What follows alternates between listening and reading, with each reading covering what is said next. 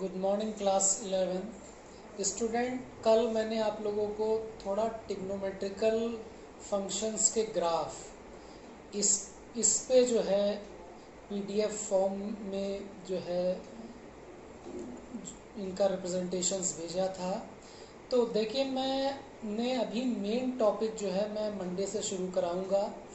अभी सिर्फ थोड़ा एक आपका बेस जो है वो मैं डिस्कस कर रहा हूँ, क्योंकि अब जैसे टिग्नोमेट्री आप लोग ने 9th में भी पढ़ी, 10th में भी पढ़ी, लेकिन अगर मैं पूछूं किसी से कि साइन का कर्व क्या होगा, कॉस का शेप क्या होगा, तो ये किसी को नहीं पता है। तो एक थोड़ा सा रफ आइडिया आप लोगों को देने के लिए मैंने हल्का सा ग्राफ आपको बताया था, वरना जब मैं टिग्नोमेट्री टॉपिक जब शुरू करूँगा तो उसमें इसको थोड़ा डिटेल से मैं कंसीडर करूँगा। अच्छा, दूसरी चीज़, अब आज मैं जो है वो थोड़ा लॉग रिवाइज कराना चाहता हूँ, क्योंकि लॉग जो है वो बहुत इम्पोर्टेंट टॉपिक है और वो 9 से लेकर 12 तक किसी भी क्लास में आपको नहीं पढ़ाया जाता है। तो इसलिए थोड़ा बेसिक लॉग जो है, जिन लोगों ने क्लास 10 अगर आईसीएससी बोर्ड से किया है तो उन लोगों ने आईसीएससी में पढ़ा होगा।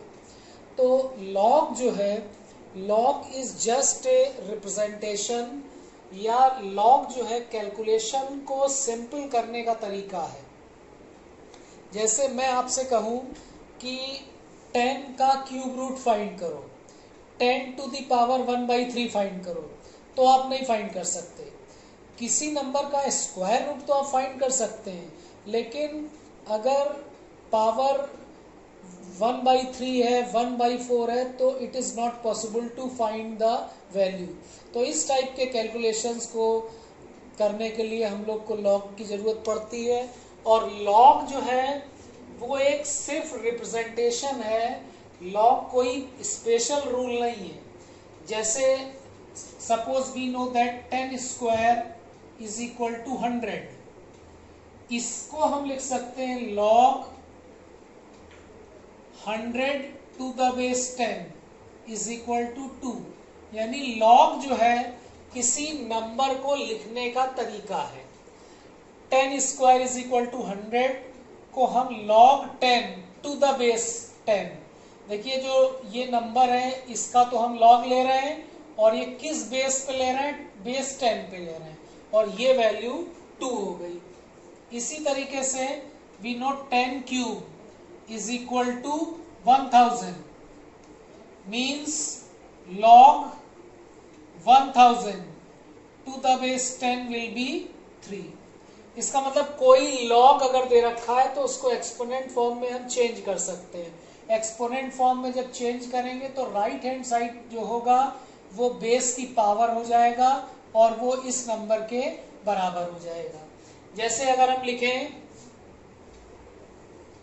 log c to the base b equal to a, अगर हमने log c बेस b पे अगर a है तो एक्सपोनेंट फॉर्म क्या हो जाएगा, एक्सपोनेंट फॉर्म हो जाएगा b to the power a is equal to c। ये b to the power a जो है वो c के बराबर हो जाएगा। तो देखिए लॉग जो है वो सिर्फ लिखने का तरीका है। अब जैसे मैं लिखूं log 16 to the base 2 is equal to 4, तो इसका मतलब क्या हो गया, 2 to the power 4 is equal to 16। ये 2 टू द पावर 4 जो है वो log 16 हो जाएगा। तो log जो है वो सिर्फ एक लिखने का तरीका है। लॉग के कुछ रूल्स हैं जो इसके बाद मैं आप लोग को बताने जा रहा हूँ। अच्छा, अब अगर आपने आईसीएससी में लॉग पढ़ रखा है तो वहाँ पे लॉग का बेस जो है आपने 10 पढ़ा होगा, लेकिन हम लोग क्लास 12th में जब कैलकुलस पढ़ेंगे या 11th में भी अगर कहीं पे लॉग यूज़ कर रहे हैं तो उसका बेस ई होगा, स्मॉल ई। स्मॉल ई जो है वो एक इरेशनल नंबर है। बेस स्मॉल ई पे जब अगर हम लॉग लेते हैं तो that is called a natural log. उसको हम नेचुरल लॉग कहते हैं। तो अब इसी तरीके से जैसे एंगल जो है हम लोग डिग्री में लिखते हैं, लेकिन जब कैलकुलस हम लोग पढ़ेंगे तो एंगल को डिग्री में नहीं बल्कि रेडियन में लिखेंगे। तो आप लोगों को क्लास 11-12 में दो चीज़ें हमेशा दिमाग में रखनी है। पहली चीज़ कि कहीं पे भी अगर लॉग यूज़ कर रहे हैं तो उसका बेस ई होगा, और कहीं पे भी एंगल ले रहे हैं तो वो डिग्री के बजाय हम लोग रेडियन में लेंगे। एंगल में रेडियन पे बेस्ड एक्सरसाइज जो है वो ट्रिग्नोमेट्री में आप लोग को बताई जाएगी। फिर इसके बाद है properties of the log, log की प्रॉपर्टी। देखिए मैंने बताया था कि जो हम लोग लॉग लेंगे क्लास 11-12 में उसका बेस 10 नहीं लेंगे बल्कि ई लेंगे। तो स्मॉल ई जो है it is a irrational number whose value is 2.7182। E जो है वो एक इरेशनल नंबर है जिसकी वैल्यू 2.7182 होती है, और जब बेस ई पे हम लॉग लेते हैं तो उसको कहते हैं नेचुरल लॉग। तो अब जैसे log x to the base e अगर है उसको हम ln x भी लिख सकते हैं। जैसे IIT लेवल्स पे IIT की जब आप लोग तैयारी करेंगे तो कुछ रेफरेंस बुक्स में आपको log x की जगह ln x लिखा दिखेगा। तो ln x का मतलब क्या हो गया, log whose base is e या नेचुरल लॉग। तो log की पहली प्रॉपर्टी है log ab to the base e equal to log a plus log b। Second property log a upon b equal to log a minus log b। Third property log a to the power n is equal to n log a। Fourth property किसी भी number का अगर log हम उसी base पे ले रहे हैं तो वो वैल्यू हमेशा 1 होगी। जैसे हम कहें log 7 टू द बेस 7, ये वैल्यू 1 आएगी। फिर log 1 की वैल्यू किसी भी बेस पे लें वो हमेशा 0 होगी, और log 0 किसी भी बेस पे अगर हम लें तो वो अनडिफाइंड होगा। ठीक, तो ये प्रॉपर्टीज हैं। इसके अलावा कुछ और प्रॉपर्टीज हैं आपकी लॉग की। फिर नेक्स्ट है log b to the base a to the power 1 upon n। ठीक, अगर इस तरह log लिखा है तो ये जो 1 अपॉन n है ये आगे आके n हो जाता है, n log b to the base a। फिर इसी तरीके से log a to the base 1 upon a, ये 1 अपॉन a है, इसकी वैल्यू -1 होगी। a to the power x को हम लिख सकते हैं e to the power x log a to the base e। कोई भी एक्सपोनेंट फॉर्म है उसको log के फॉर्म में हम इस तरीके से चेंज कर सकते हैं, a to the power x is equal to e to the power x log a to the base e। log 2 की वैल्यू अगर बेस 10 पे लें तो 0.3010, और अगर log 2 की वैल्यू बेस e पे लें तो 0.693। इसी तरीके से log 3 की वैल्यू बेस 10 पे 0.4471, और log 10 की वैल्यू बेस e पे अगर लें तो 2.303 है। इसमें एक प्रॉपर्टी और है, हम जब अगर log का बेस हम चेंज करना चाहें, जैसे log a to the base b है तो log a to the base b का हम बेस भी चेंज कर सकते हैं, ये प्रॉपर्टी हो जाएगी 10।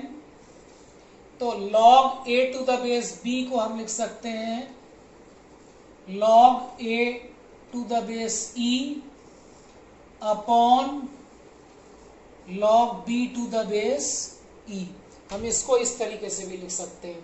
तो आप अगर कोई गिवन log बेस e में नहीं है तो ये फार्मूला अप्लाई करके हम उसके बेस को e में चेंज कर सकते हैं, क्योंकि हमको नेचुरल लॉग ही यूज करना है। तो log a to the base b equal to log a to the base e upon log b to the base e। अगर बेस 10 में हमें चेंज करना है तो क्या हो जाएगा, ये log a to the base b equal to log a to the base 10 upon log b to the base 10। तो अब ये जो फार्मूले प्रॉपर्टीज हैं इनको अप्लाई करके हम log के क्वेश्चंस जो हैं वो कर सकते हैं। तो अब जैसे एनडीए का एग्जाम जो होता है तो एनडीए के एग्जाम में log की प्रॉपर्टी पे बेस जो है हमेशा 2-3 क्वेश्चंस जो है पूछे जाते हैं। तो अब इन प्रॉपर्टीज के बाद नेक्स्ट हम लोग जो है log पे बेस कुछ क्वेश्चंस जो है वो करेंगे। अब देखिए हमें log 2 to the base under root 2 इसकी वैल्यू फाइंड करनी है। इसको हम लिख सकते हैं log 2 to the base 2 to the power half, और एक फार्मूला मैंने बताया था log b to the base a to the power 1 upon n अगर है तो ये n log b to the base a ये इसके बराबर होता है। तो ये फार्मूला अगर हम अप्लाई करें तो ये कितना हो जाएगा 2 log 2 टू द बेस 2। अब log 2 टू द बेस 2 की वैल्यू जो है वो 1 होती है, तो ये वैल्यू क्या हो जाएगी 2। फिर इसी तरीके से अगर हमें वैल्यू फाइंड करनी है log 2 to the base under root 3, इसको हम लिख सकते हैं log 2 to the base 3 to the power 1/3, और ये 1/3 इधर आके log के पहले आके 3 हो जाएगा। 3 log सॉरी ये अंडर रूट है तो ये 1/2 होगा, तो ये 1/2 आके log के पहले 2 हो जाएगा। log 2 to the base 3। अब ये 2 अगर हम इधर ले आए तो 2 की पावर 2 हो जाएगा, तो log 2 to the power 2 to the base 3, और जिसको हम लिख सकते हैं log 4 टू द बेस 3। अब इसके बाद एक और प्रॉब्लम कंसीडर। नेक्स्ट क्वेश्चन है log x to the base 8 plus log 1 upon 6 to the base 8 equal to 2/3। यहां पे हमको x की वैल्यू फाइंड करनी है। तो देखिए एक प्रॉपर्टी हमने पढ़ी थी log a into b equal to log a plus log b। तो वो प्रॉपर्टी अगर हम ये अप्लाई करें तो log ये हो जाएगा log x into 1/6 equal to 2/3। ठीक, क्योंकि log a plus log b जो है वो log a b के बराबर होता है। अब इसको अगर हम एक्सपोनेंशियल फॉर्म में चेंज करें तो a टू द पावर 2/3 जो है वो x इंटू 1/6 के बराबर हो जाएगा, यानी x upon 6 equal to 8 to the power 2/3। 8 को हम लिख सकते हैं 2 cube to the power 2/3, 3 cancel हो जाएगा, और 2 स्क्वायर की वैल्यू जो है वो 4 आ जाएगी। तो x हमारा हो जाएगा 6 इंटू 4 दैट इज 24। तो ये x की वैल्यू हो जाएगी। देखिए नेक्स्ट क्वेश्चन है simplify log 25 to the base 9 plus log 32 to the base 8। देखिए इसको हम लिख सकते हैं 27 जो है वो 3 क्यूब हो जाएगा, और 9 जो है वो 3 स्क्वायर। इसी तरीके से 32 जो है वो 2 टू द पावर 5, और 8 जो है वो 2 क्यूब हो जाएगा। अब log की प्रॉपर्टी मैंने बताई थी log b to the base a to the power अगर n है तो ये हो जाता है 1/n log b to the base a। ये प्रॉपर्टी अगर हम यहाँ पे अप्लाई करें तो ये 2 जो है वो 1/2 हो जाएगा। 1/2 log 3 cube to the base 3 plus फिर ये 3 हो जाएगा 1/3 log 2 to the power 5 to the base 2। फिर एक प्रॉपर्टी हमने पढ़ी थी log a to the power n is equal to n log a। तो ये 3 जो है वो log के पहले आ जाएगा 3/2 log 3 to the base 3 plus 5/3 log 2 to the base 2। और किसी नंबर का उसी बेस पे अगर हम log फाइंड करें तो उसकी वैल्यू होती है 1। तो log 3 टू द बेस 3 1 हो जाएगा, log 2 टू द बेस 2 ये भी 1 हो जाएगा, यानी 3/2 प्लस 5/3 और एलसीएम लेके सिंप्लीफाई करें तो ये 19/6 आ जाएगा 19/6। तो ये हमारा आंसर आ जाएगा। तो स्टूडेंट मैंने आप लोगों को थोड़ा बेसिक लॉग जो है और इसकी प्रॉपर्टीज बताई। अब मंडे से जो है मैं आप लोग की एनसीईआरटी बुक स्टार्ट करूंगा। फर्स्ट चैप्टर जो है हम लोग का सेट थ्योरी है, तो मंडे से मैं सेट थ्योरी जो है वो स्टार्ट करूंगा। तो आप लोग रजिस्टर वगैरह जो है मेंटेन कर लीजिएगा।